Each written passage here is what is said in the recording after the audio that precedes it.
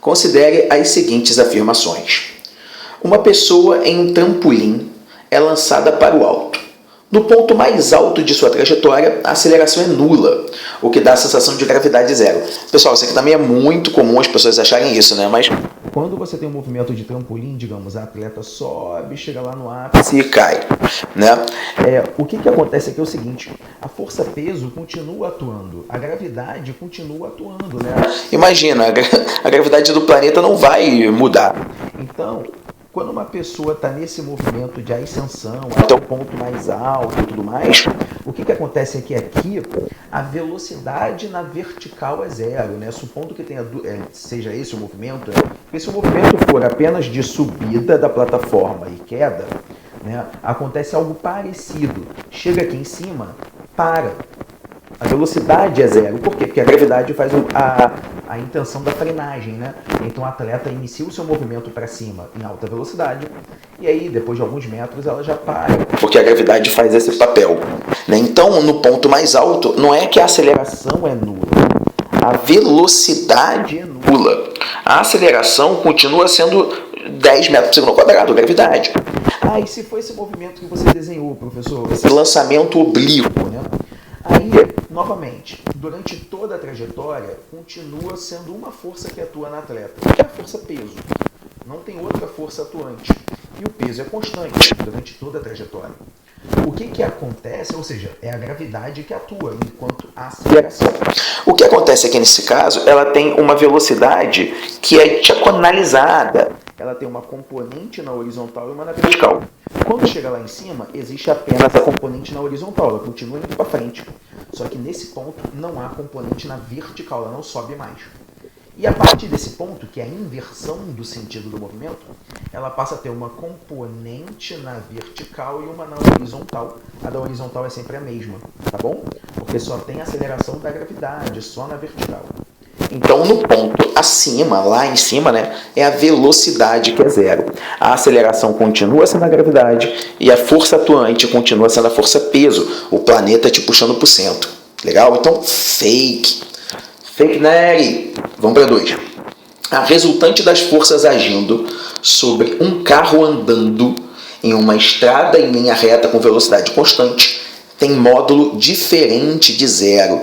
Pessoal, se o carro tem velocidade constante, é movimento uniforme. Não tem aceleração. A aceleração é zero. E se a aceleração é zero, a gente sabe que a soma das forças atuantes num corpo, que é a força resultante, é o produto da massa com a aceleração. A força resultante acelera um corpo de massa m. Se a aceleração é nula, não há força resultante atuando no corpo. No caso, a força do motor é cancelada pelas ações resistivas, né? O atrito no asfalto, atuando no pneu, a força do vento, né? Então, se a gente tem velocidade, o carro está a 100 km por hora, professor, super rápido.